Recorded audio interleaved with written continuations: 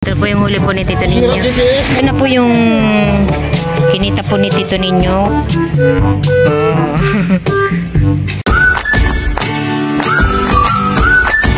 Dahil po si Tito Dio muna po ang gumagawa.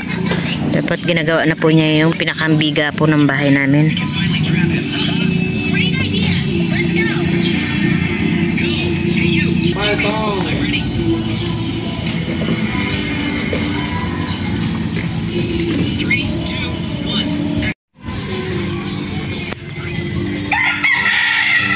Medyo mahaba po pa din pala ang biga.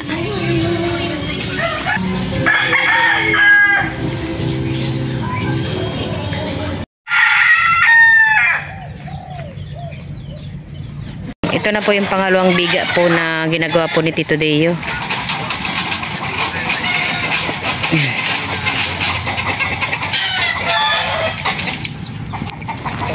Itong mag-asawa ang gumagawa ng bahay namin. Ang labor po ni Tito Deo ay si Tita Ago. Oh, ayusin nyo na. Wala itong merienda. Sirain ko itong bahay. Asa na ba? Gagawa pa po uli siya ng isa pang biga. Tatlo pa? Ha? Tatlo pa? 5 yan na? Bali 5 biga po pala ang gagawin niya. Pero ayos na yung ano. Sakto na yung itong ano, alambre. Oh. Alam, malilit na bili niya.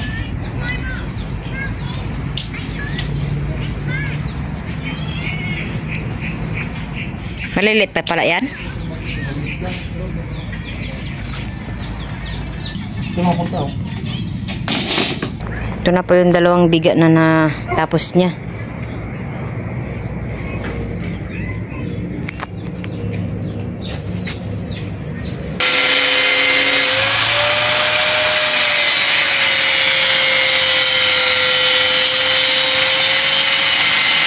Si Tito Deo po ay nakagawa na po siya ng pangbiga. Yan po. Thank you so much po ulit po kay Ma'am Carol, at tayo po ay nakabili po ng mga bakal po para po sa ating pangbiga. Bali 5 ganito daw po yung gagawin po ni Tito Deo. Bali isa pa. Gagawa pa po siya ng isa. Yan po ay yung binabili po naming bakal ay eksakto na po sa ating pangbiga. The next day. Ako po dito ay naglalakad po sa karsada. At nag-chat na si Tito Ninyo na malapit na daw po sila. Hihintayin na lang po natin sila ng kaunti at naririnig ko na po yung ingay po ng bangka.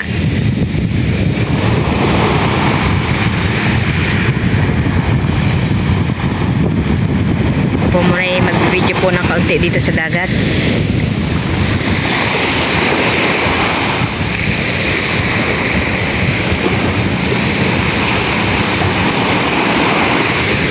Ken po kanina sa bahay ay tinakasan ko lang.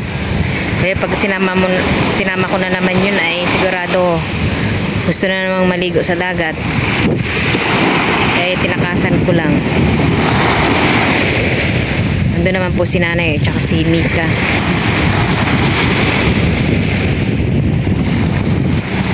Parang isang bangka lang po yung parating.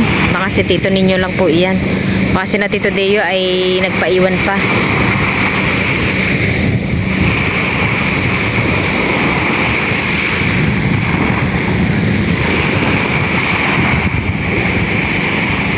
Dito po ay Manong Intoy habang naghihintay po ng bangka ay unti-unti po nilang tanggalin po kasi itong puno po ng niyog.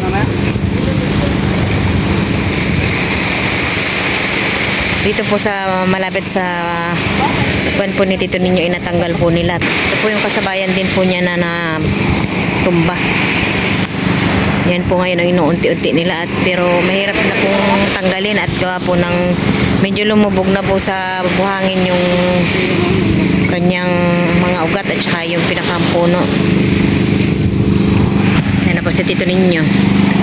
Ang gamit pa rin pong bangka ni Tito Ninyo ay yung kay Manong Intoy.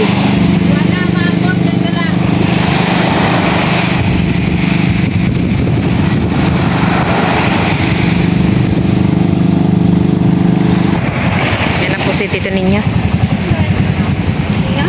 Ah.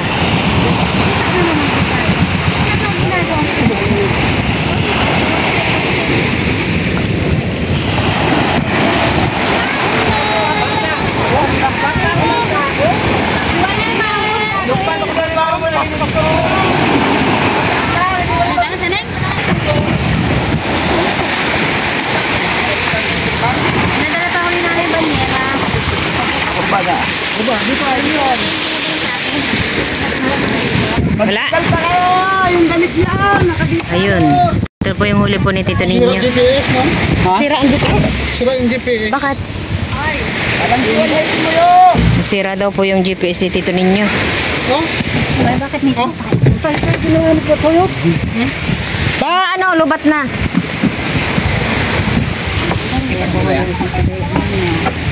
Kaya na yun ay.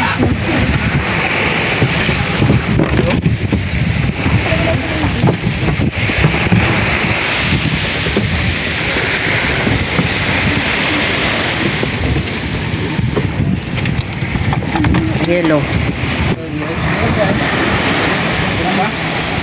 Ang batin ko lang mo, yung dito.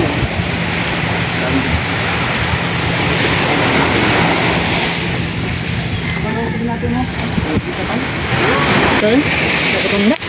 No, ito rin naman ka lang.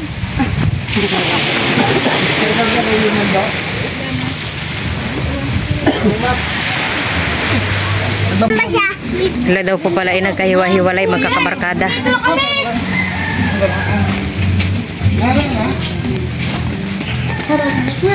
Bayo ka. Ito pa nga.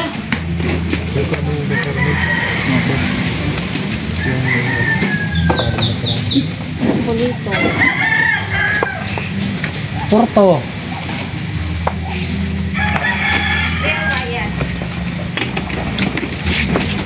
Kuya, beras. Municipal kay ay.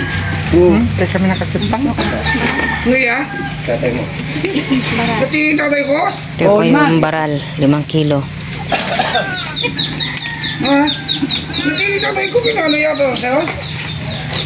Tawag ka. Ano ba ito? Baral. Okay.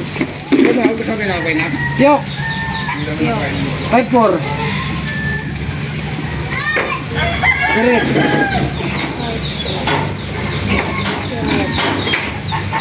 2.4. Mabili na naman ng euro. Ganito. Ano niya? Ano yan? Akin nga ba? Basta, may batang makulit. Dito. Joanna, ang ginagawa mo na naman dyan? Pista pala dito, no? Ito po yung inuwi po naming ulam. Tig-isa po kami ni nanay. Natay, karga na ito ako na. Isa po ay meron pong reject. Tuloy mo ng... Ito na po yung kinita po ni tito ninyo ngayong nitong lumaot po siya kanina.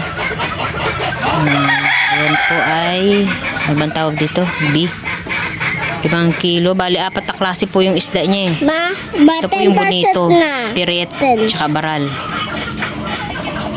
Parehas lang naman yung presyo ng piyok. Tsaka baral. Ba, isa lang yun. Bali, may kinita po siya na 2,886. Ito po yung kanyang konsumo. Diesel po 900 kasi medyo malayo po yung kanilang pinuntahan at saka yung ice 100. Bali, minus na po dito. Meron silang 1,886. Nung nakaraan pong lumaos po si Tito Ninyo ay meron po siyang bar down. Bali, 2 beses po siyang bar down eh. Meron po siyang bar down ng 438. At ito po yung paghahatian po nilang dalawa ni Manong Intoy kasi yung bangka po ni Manong Intoy po yung ginamit po niya kasi hindi pa po pwede yung bangka po niya Tito Ninyo. Bali meron po silang 724. Kay Manong na yung 700. Kaya po at bukas po ay mabibigaan na ito.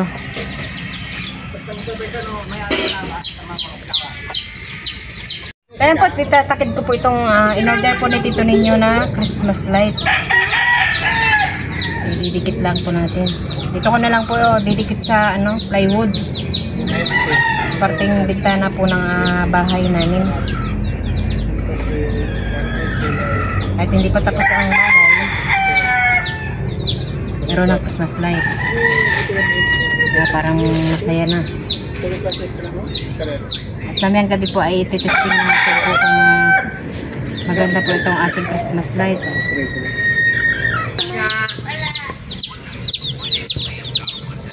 Ito. Ay, hindi pa natatanggal yan mo. Tanggalin mo yung kulay blue. Pandikit din yan. Paano saksakin mamaya? Hindi, mahaba na may extension. Mamayang gabi po ay titesting po natin kung maganda.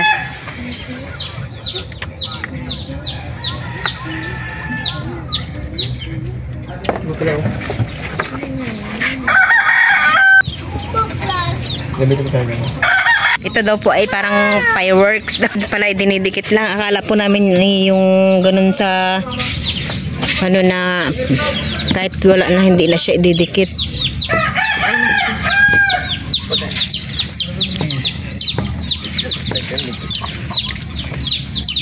Dalawa na ating Christmas light. Siya po yung naandun po sa kubo.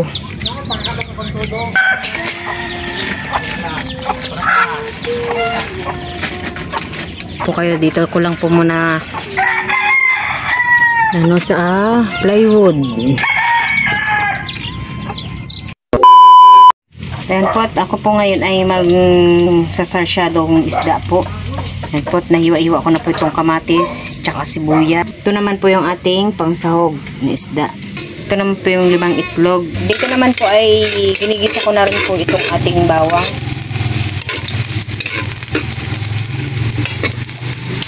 Lagay na rin po natin ang sibuyas.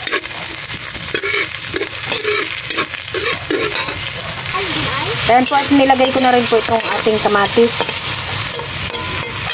Ito po ay gigisahin po natin ng gisang-gisa para po ay madurog po yung ating kamatis.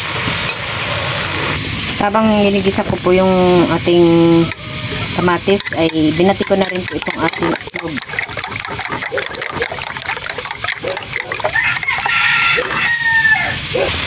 Ayan po, at nagisa na po natin ng gusto itong ating kamatis. Ito po ilalagyan na po natin ng isang basong tubig para po marami tayong sabaw.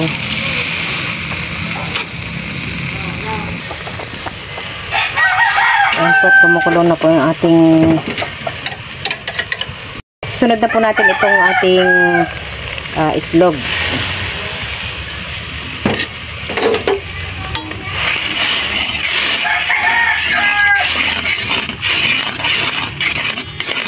Ituloy lang po natin ang ating paghalo para po ay hindi po mamuo yung ating itlog.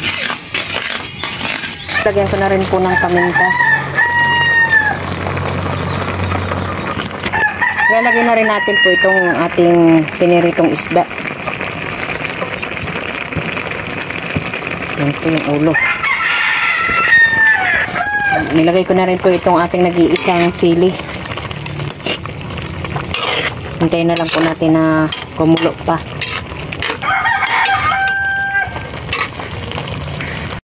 Ayan po, at luto na po yung ating sarsyadong isda.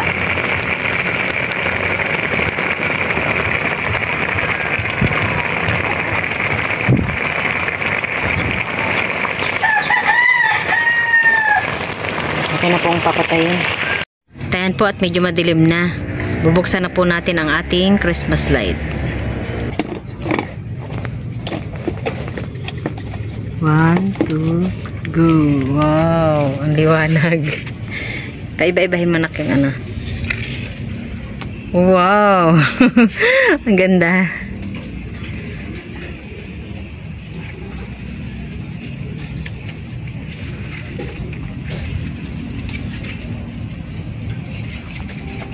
Ang ganda, no?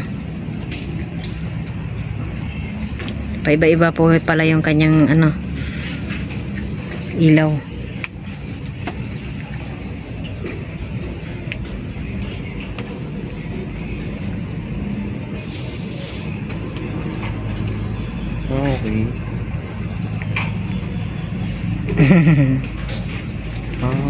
Walang puti. Walang puti. Hindi meron. Ayun. Medyo ano lang siya. Medyo blue. Wala. Steady mo lang muna dyan. Yan. Kakahilo. Huwag mo lang titigan. Talagang nakakaduling.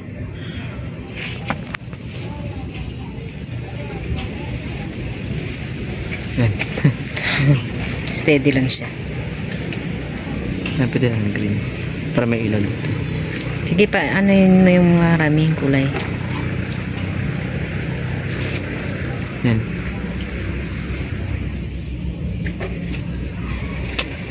Turuan. Yung maraming kulay. Okay. Yan. Ito ba yan? Hindi yan. Nakahilo. Yan. O yan. Tige, steady mo lang dyan.